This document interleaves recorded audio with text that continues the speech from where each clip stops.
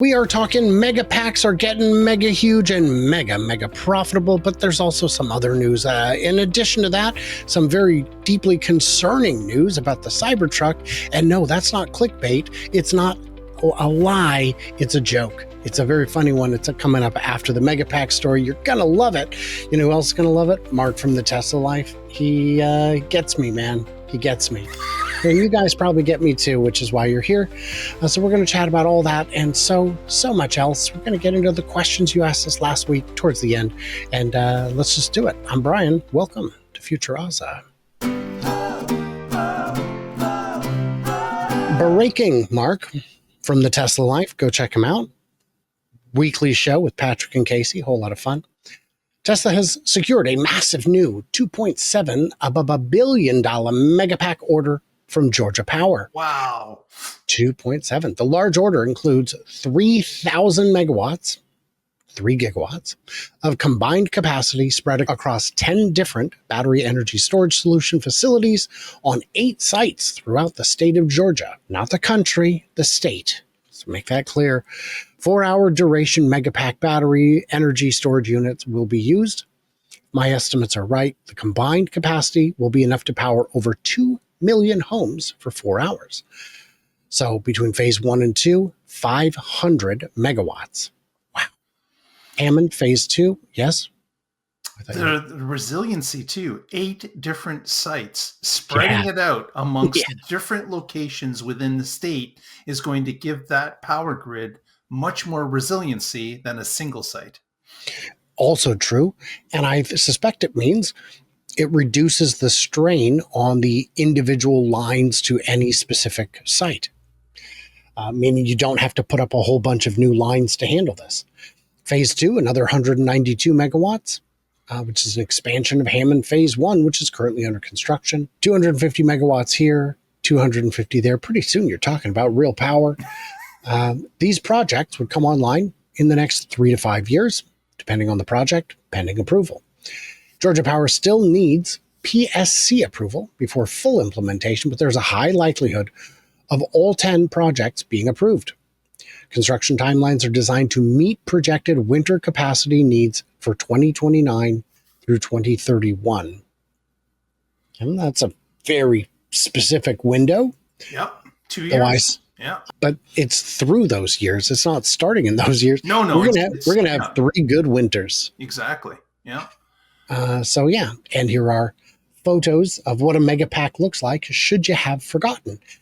Now, you see them sitting here. Each one's roughly the size of a shipping container, though heavier.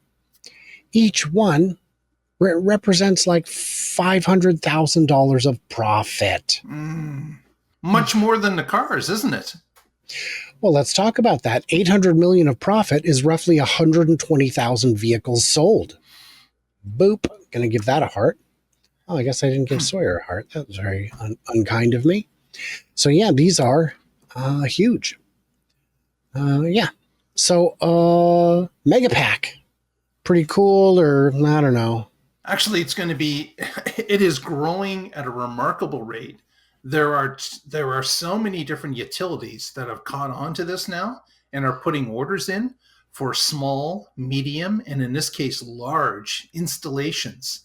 And it's happening worldwide. It's happening here in Canada. The US has caught on.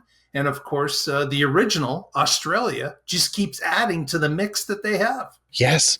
And like we were saying on yesterday's show, the idea that, or the previous show, I'm pretty sure these are going to run consecutive days. That's not the important part. The idea that, well, we need a terawatt of storage over the course of a year.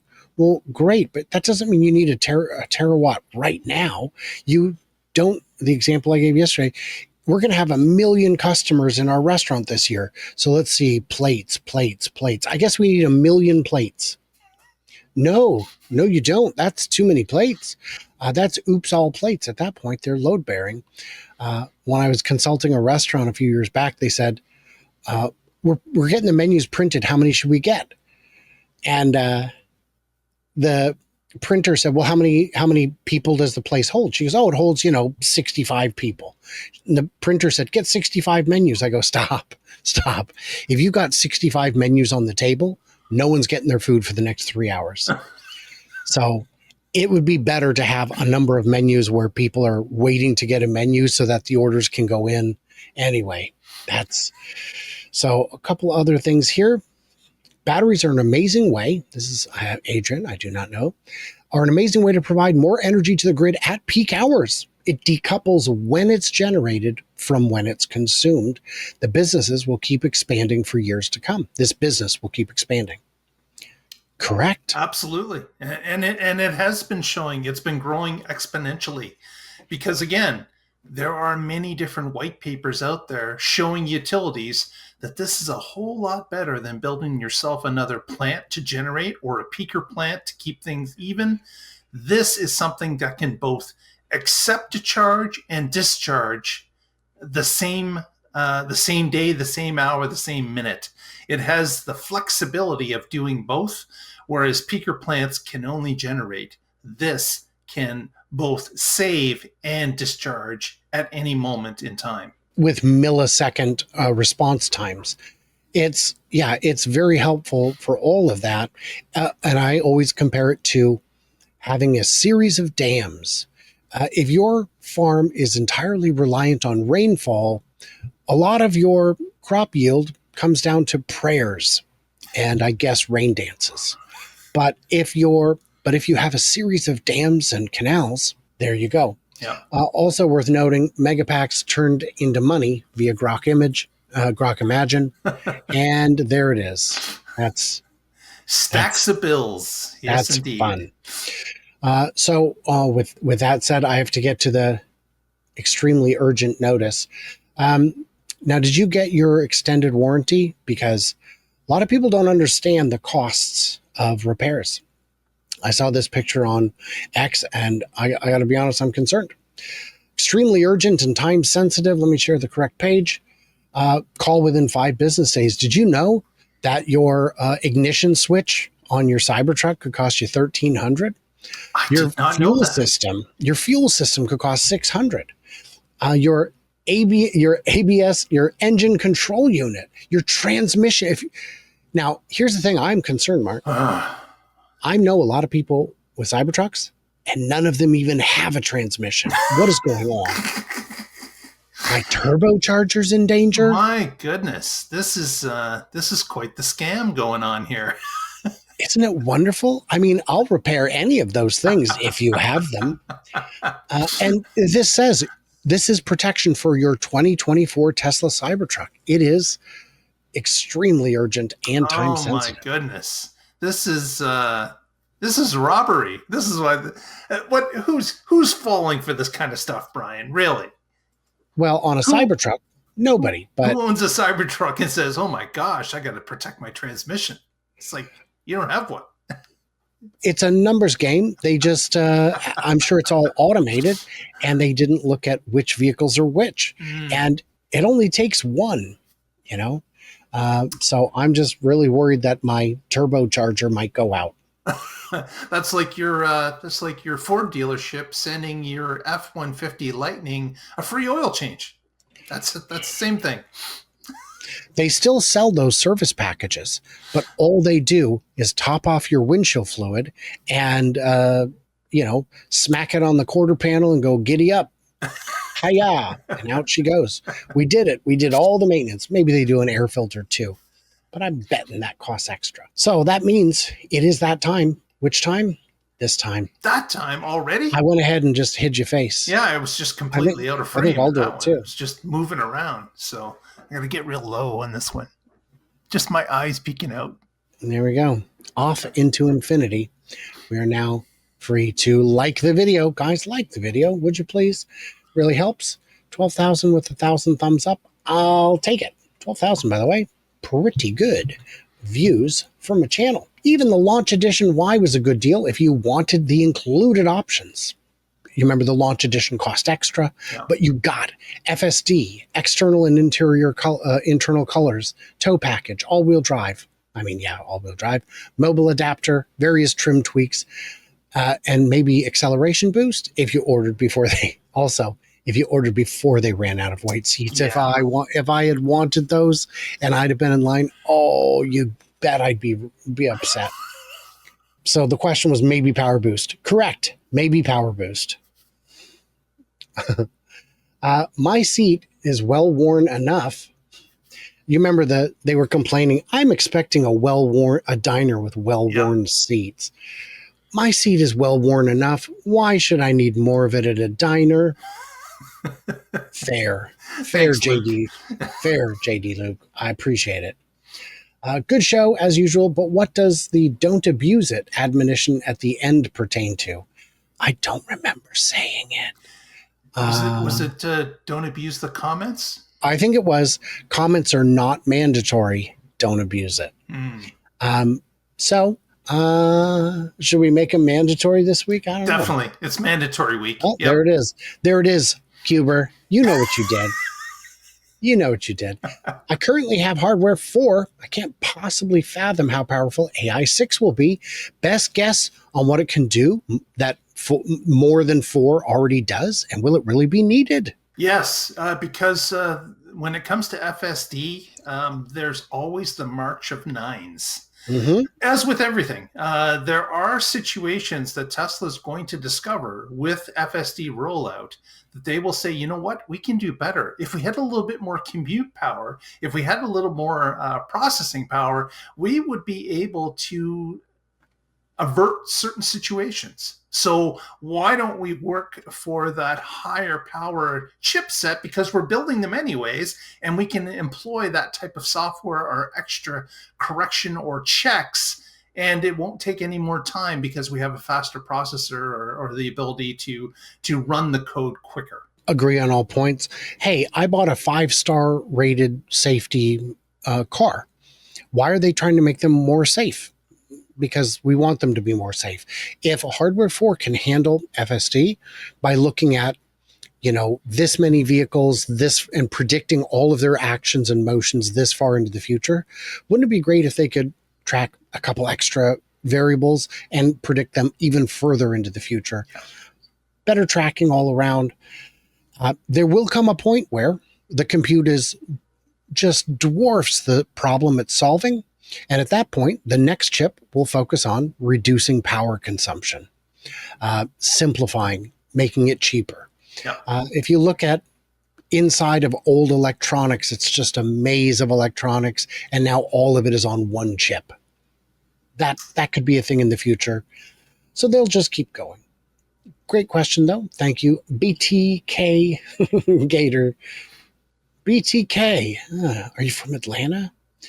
Isn't that where? Never mind. Don't go there. For public. Oh, I don't, as a rule. Robocar for public purchase when? My thought is that all of USA would need to be FSD okayed for Robocar can be sold to public because of where it can go, or geofence to only approved states or cities. Well, let's keep in mind that the Robotaxi, which is being rolled out currently, is something that's designed to run people around within cities, within metro areas. They're not really, there's a geofence around these cars, and they're not able to leave the state or the city or long distances currently. You are correct that over time, robo cars owned by the public will have to be able to do those type of things. But currently, with unsupervised FSD, which it still is supervised, they are geofenced in and they are small runs. So I don't think that that's a concern now, but it will be in the future. Elon has said that unsupervised will be out by the end of this year. Worth noting, Elon says a lot of things. So will it? Maybe. I'm not going to assume Would you bet the mortgage on it, Brian? I would not bet the mortgage on it. So that's my take on it.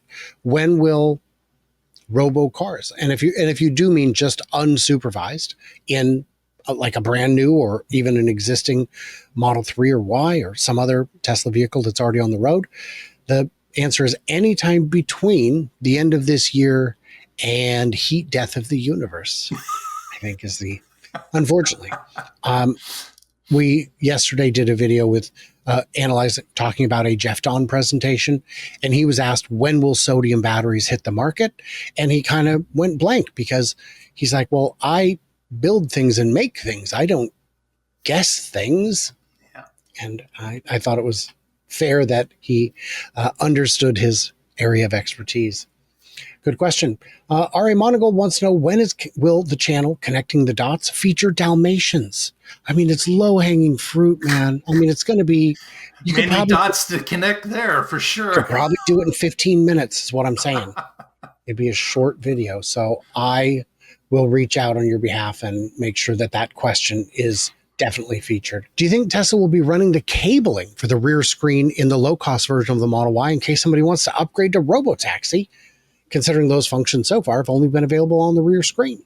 I think that if Tesla can save money by not running the cabling and they have no need for the cabling, I think they will stop. But keep in mind, there are a number of third-party manufacturers out there that design those cables to plug in to existing cars. So that still may be an option outside of Tesla. Then again, Tesla may say, hey, we've bought the cabling. It's coming in regardless, and it simplifies the build process. We're going to keep running the cabling. So I don't have an answer, yes or no. It can happen either way. So I think you got real close on that. I think your second guess is the right one. They're not. Why design an entire second wiring harness if you don't have to?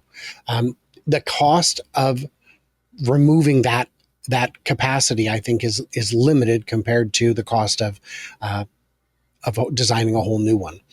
So it might still be difficult or prohibitive, but more to the point, I think the question leans too heavily on its own premise.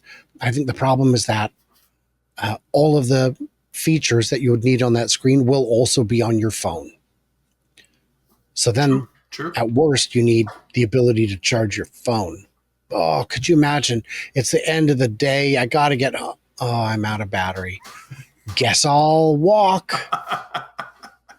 Okay, we can do one or two more here because we're having fun. Thought you might want to be aware of this. There's an entity called JSC Automotive. I believe the guy's name is Spiegel, allegedly an automotive expert with expertise on China, and has revealed more BYD issues. If accurate, BYD is truly in trouble. So I'm going to go out on a limb and say the fact that we don't hear about them except from these obscure channels tells me they're probably not legit. I saw just this week a video of a BYD self-driving car out of control, swerving around in circles in a parking lot. And I said, boy, I'd really want to see a source on that because the windows are blacked out, including the front window. I can't even see if there's a driver in it. And the guy said, well, here's 2 links. I go, right, those are blog spam. Those are not legitimate sources. Those will just print anything to get clicks. And I said, it's driving way too fast. A self-driving car never drives that fast, especially around corners. A couple of days later, he gets back in touch with me. Yeah, it turns out it was an angry Uber driver or something. It was an angry human. So, okay, well, there we go. So I have not checked out JSC Automotive. The BYD issues, the FUD that I see surrounding BYD reminds me an awful lot of the FUD we saw surrounding Tesla up through about 2020, where it was typically just weird speculation blown way out of proportion. What about California's sales stop and lost court case in Florida? Well, court case in Florida is going to be appealed, one thing. Yes. As for sales stop in California, don't think it's going to happen. It's an unusual requirement. And I think that I don't think a court is going to push that through. I'm agreeing with you on all points on both of them. I think I added to it that the amount, even if Tesla just paid the settlement, which I don't think they will, I think they will fight it because it's the wrong verdict. It represents, days of profit, not even weeks of profit. So it is not consequential. But what is consequential is precedent, and they do not want that type of precedent set. All true. So the last thing I need from you guys is head over to Mark's channel, see what the Tesla life is, what it's all about, because it is a whole life. It's not a channel. It is a life. And there is where you bestow gifts upon the Tesla Life Gurus. Or you can just give them comments, thumbs up, and likes. Thumbs That's up what they would be appreciate. nice. Yes. Hey, I mean, I'm trying to help you here. If you don't want to play along, I guess that's what you're going to do. You can also like this video. It's free. You can smash Why not? thumbs, yours, your neighbors. But that is not legal advice, nor assault advice, nor, but if you're in an HOA, who knows? Maybe they have rules. And of course, you could support the channel.